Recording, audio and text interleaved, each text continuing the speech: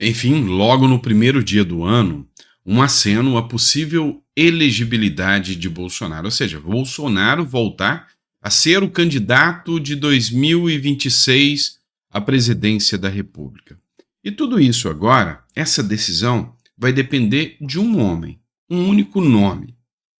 E qual será essa decisão? Eis que o ponto interessante dessa discussão e dessa matéria é esse. Qual será a decisão? Porque quem vai decidir é uma incógnita ainda para o STF. Não se conhece ainda os pontos de vista, a postura, a ação desse magistrado. E eis que eu estou falando do Cristiano Zanin, o ex-advogado do Lula. Ele vem surpreendendo e dando, inclusive, decisões favoráveis já ao Bolsonaro. No caso das vacinas, que a esquerda acusou tanto Bolsonaro, o Zanin foi favorável ao Bolsonaro, dizendo que o Bolsonaro não agiu como genocida de forma alguma, que Bolsonaro agiu dentro da normalidade. O recurso, essa matéria da conexão política, o recurso para reverter a inelegibilidade de Bolsonaro cai nas mãos de Cristiano Zanin. O ex-presidente Bolsonaro, apesar de ter sido alvo do Tribunal Superior Eleitoral, busca reverter a inelegibilidade aplicada pela Justiça Eleitoral, por decisão da Corte. Bolsonaro está inelegível por 8 anos, período que se estende até 2030, ou seja, até 2030, Bolsonaro não poderá ser candidato a nenhum cargo público até o encerramento da condenação. E ele foi cassado devido a uma reunião com embaixadores em 2022, na qual fez críticas ao sistema eleitoral brasileiro. A atitude do mandatário de bater de frente com o judiciário levou o PDT a acionar a justiça. O que aconteceu? Bolsonaro fez reuniões com embaixadores. E nessas reuniões ele falou, olha, eu questiono o sistema eleitoral porque não há uma forma de fazer uma fiscalização adequada, tinha que ter ali o comprovante impresso, as urnas eletrônicas são viáveis, mas tinha que ter o comprovante impresso. Essa foi a alegação do Bolsonaro. E aí o Bolsonaro foi condenado por causa dessa reunião com embaixadores e por causa dessa fala. E aí isso vai entrar nos livros da história, porque pela primeira vez da história do Brasil, um presidente se tornou inelegível. Um candidato, um presidenciável se tornou inelegível, e não por crimes, não por corrupção, não por nada na seara penal, mas pelas suas opiniões, pelas suas palavras. Ou seja, ele questionou algo que, segundo o sistema hoje, é inquestionável. Não se pode duvidar. E aí, quando algo te obriga a não duvidar, você acende um sinal vermelho. Porque o normal é, olha, vamos aqui mostrar para vocês que a indagação de vocês é equivocada. Olha aqui, ó, tá aqui, ó. Tá todo o sistema aqui. Então, assim, isso gerou uma repercussão muito grande mesmo. E aí, esse recurso vai às mãos do Cristiano Zanin. E o Cristiano Zanin é uma incógnita, mesmo para a direita quanto para a esquerda, porque a gente não sabe como que ele vai decidir. Mas não se empolgue, não vá ficando muito animado, criando expectativas, porque não é a única inelegibilidade do Bolsonaro. Essa é uma das inelegibilidades do Bolsonaro. O Bolsonaro também foi condenado pelo evento de 7 de setembro, onde ele reuniu uma multidão de pessoas vestidas de verde e amarelo em Brasília. Um contraste muito grande se visto as imagens dos apoiadores do Lula no 7 de setembro. Então isso incomodou muito e também o Bolsonaro está inelegível por essa situação. E, de novo, não se empolgue, porque ainda a aposta e a tendência é de que o Zanin não volte com a elegibilidade do Bolsonaro, até porque seria uma afronta muito grande ao Lula, ou então até uma estratégia. Não, vamos dizer que a gente não está perseguindo ninguém.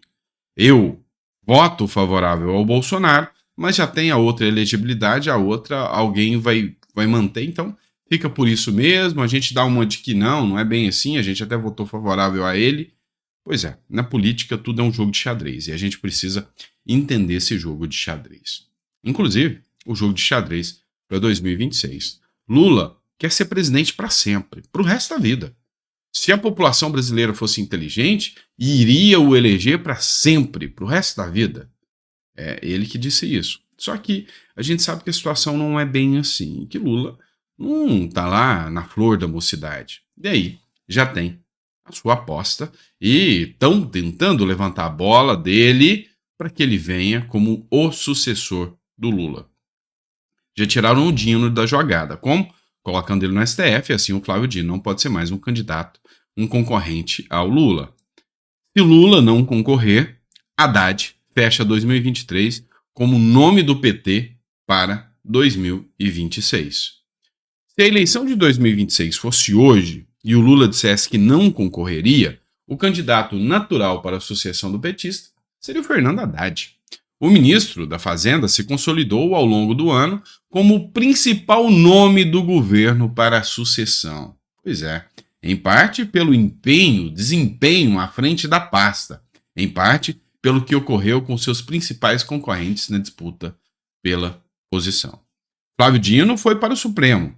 Rui Costa acumulou mais desafetos do que marcas na Casa Civil. Simone Tebet e Geraldo Alckmin optaram por ficar longe dos holofotes, se apagaram politicamente. E Camilo Santana fez uma gestão apagada no Ministério da Educação, que deveria ser uma das marcas da reconstrução no pós-Bolsonaro. Ou seja, o Haddad aqui se consolida como o nome para substituir o Lula. E aí o Haddad, não é a primeira vez que ele concorre à presidência, né? Vamos lembrar que em 2018 ele foi o derrotado contra Bolsonaro e aí ele ganhou o apelido carinhoso de o poste. Ou seja, o poste é aquele que fica ali sob a luz de outra pessoa, né? Ou seja, a representação do Lula. Mas num ponto eu concordo. O Haddad viria forte, mas não o suficiente para derrotar a direita. Eu duvido muito. E o nome da aposta aqui, a aposta mais provável é Romeu Zema. Tá? Então, acredito que é a aposta mais provável. E aí a Folha de São Paulo faz questão de destilar o seu veneninho aqui contra alguém de direita. Zema é pior do que Bolsonaro. É o que diz a Folha aqui, né? Zema se equilibra entre acenos à direita e críticas de bolsonaristas. Ou seja, vamos criar o caos aqui que os bolsonaristas não apoiam o Zema. O governador de Minas Gerais, Romeu Zema, que é citado como presidenciável para 2026, passou a incluir em suas falas acenos à bandeira ideológica da direita, mas enfrenta a desconfiança de apoiadores do ex-presidente Jair Bolsonaro, que cobram apoio a pautas conservadoras. Empresário que entrou para a política e está no segundo mandato, Zema sempre fez uma defesa reiterada do setor privado, das desestatizações e do ideário liberal. Eu gosto pra caramba das bandeiras e das pautas do Zema. Homem bom demais, sou. E pensa no mineirinho bom, bom mesmo. Ele é um presidenciável que está chamando a atenção. O estado de Minas Gerais, não sei porquê, tá? Isso nem eu sei te explicar porquê. Ele é um espelho do Brasil. É incrível, mas quase que sempre o percentual que um presidente ganha em Minas Gerais, ele ganha no Brasil. Então, por exemplo, se a votação de Lula for 51% em Minas Gerais, no Brasil é 51%.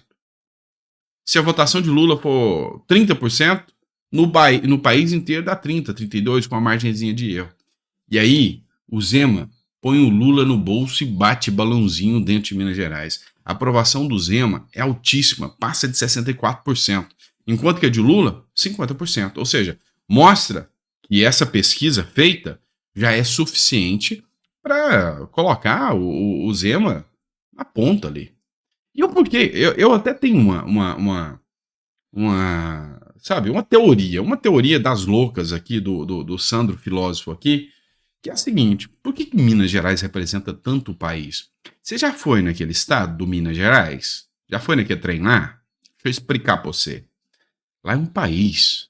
Se você pegar a região de Juiz de Fora ali, cara, o mineiro parece carioca. O sotaque é carioca. O jeitão é de carioca.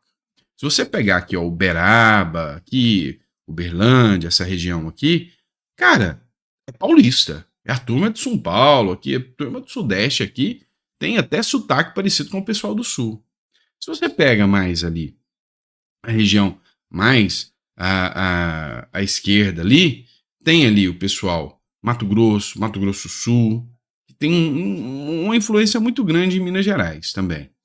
E aí, se você pega mais ao norte, nordeste, o sotaque é baiano, é o povo oxente. É nesse nível. Então, Minas Gerais tem uma representatividade muito grande nesse sentido, sem falar que nós não podemos esquecer ali Espírito Santo, tudo isso.